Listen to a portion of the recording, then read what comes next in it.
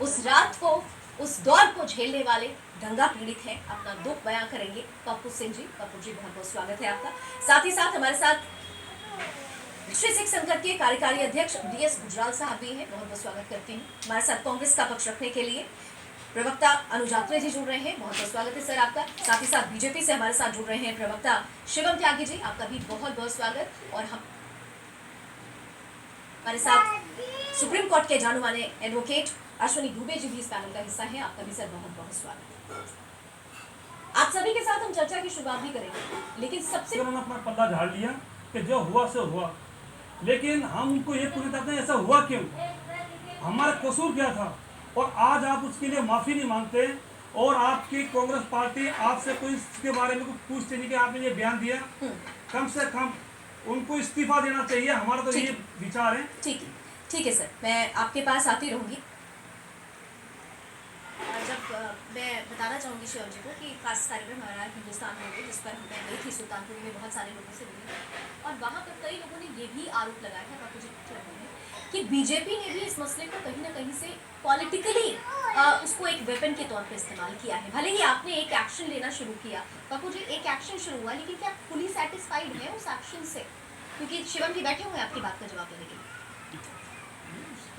उस समय तो मतलब कांग्रेस से ही राज चल रहा था, इसमें नहीं, बीजेपी के आने के बाद से जो भी एक्शन लिया गया, क्या आप उससे संतुष्ट हैं? हाँ, बीजेपी के बारे में बिल्कुल संतुष्ट हूँ। कोई दिक्कत नहीं कि बीजेपी अगर हम अभी भी अगर हम ये सोच के चलते हैं कि अगर अभी मानो कांग्रेस की सरकार बन जाती है तो हम अपने आप को यहाँ से पलायन करने के लिए तैयारी में हो जाएंगे। कांग्रेस इस टाइम इतनी भुखलाई हुई है, कुछ भी कर सकती है। अगर आज ये बयान दे सकती है तो कभी को हमला भी करवा सकती है।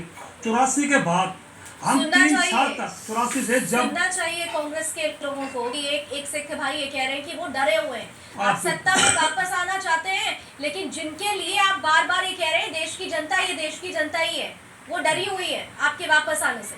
जी, आप कहा से अपनी बात पूरी करें। और ऐसे बयानों से तो हम और भी खौफ में पड़ जाते हैं। 84 के बाद 85 के अंदर 86 तक 3-4 साल तक हमारे अंदर इतना खौफ रहा कि हम अपने वहां से पलायन करने को हम तैयार हो गए, प्लान करने चले चुके थे। सर, एक अपील कुछ करना चाहते हैं? सरकार के प्रतिनिधि बैठे हुए हैं यहाँ पे, बीजेपी से है, कोई अपील करना चाहते हैं? उनसे कुछ अपील करना चाहते हैं? हमारी अपील उनसे यही है कि एक एसआईटी और बिठाई जाए, जैसे एसआईटी को बंद न किया जाए, कि अभी भी कुछ ऐसे लोग हैं जो इस चीज से बाहर हैं, उनके ऊपर भी एक्शन होना चाहिए। मेरी नरेंद्र मोदी जो बाहर खुले में घूम रहे हैं, इनको ऊपर भी सजा हो।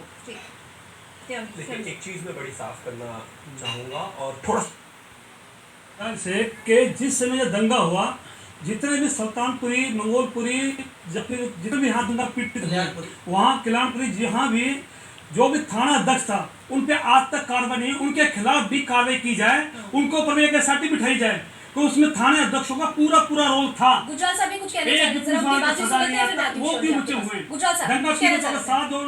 नरसंहार किया, उसमें पुलिस भी अनबोल थी, थाना अध्यक्ष के ऊपर भी एक्शन होना चाहिए उस सर्वे का। ठीक है, गुजराल साहब कुछ कहना चाह रहा हूँ। मैं ये कहना चाह रहा हूँ कि सीबीआई ने भी केस बंद कर दिए थे। हिंदी ठीक नहीं है तो राहुल गांधी हिंदी ठीक है। राहुल गांधी ने कहा था कांग्रेस का इसके अंदर 84 में कोई हाथ नहीं था। अगर कांग्रेस में कोई हाथ नहीं था तो आज सज्जन कुमार जेल में क्यों है? आप इस चीज का प्रश्न दीजिए। देखिए, मैं जवाब निश्चित तौर पर उसका कहने का अर्थ ये था, आज भी हम उसकी बात कर सकते कि पार्टी के तहत कोई भी पार्टी की तरफ से ऐसा नहीं था कि पार्टी से शामिल कोई व्यक्ति विशेष अगर जाके शामिल होता है और वो पार्टी से संबंधित होता है तो उसको आप ये नहीं कह सकते कि पार्टी। हाई कोर्ट ने ये कहा जजमेंट के अंदर कि इनको राजनीतिक सक्षम मिला हुआ था, नेता होते हैं। ये हाई कोर्ट ने कहा कि इसको राजनीतिक सक्षम मिला हुआ था, उसी तरह का तब जाकर ये नरेंद्र मोदी जी, अमित शाह आपको मानने पड़ेगी। हाई कोर्ट को आप नहीं देख सकते। नरेंद्र मोदी जी, अमित शाह जी उसमें शामिल, लेकिन क्या भारतीय जनता पार्टी कितना एक ही नाम और दो नाम और बार 2002 का जिक्र करेंगे सर? दो सेकंड में इसलिए हमारे पार्टी के नेता उसमें शामिल थे, उनके खिलाफ अनुज आत्रे जी, एक सेकंड सर, आप भी बहुत ज्यादा पढ़े लिखे हैं, आप पूरी तरीके से पढ़कर आए होंगे। एक स्टेटमेंट आपको बता देते हैं दिल्ली हाईकोर्ट का, हालांकि हमारे साथ एक ही दुबे जी है, अभी उनके पास भी मैं जाऊंगी। दिल्ली हाईकोर्ट ने जब अपना वर्डिक्ट दिया था ना सर, तो उसमें साफ साफ लिखा हुआ था, बोला गया था ये आजादी के बाद की सबसे बड़ी हिंसा थी और इस दौरान पूरा तंत्र फेल हो गया था। ये हिंसा राजनीतिक फायदे के लिए करवाई गई थी।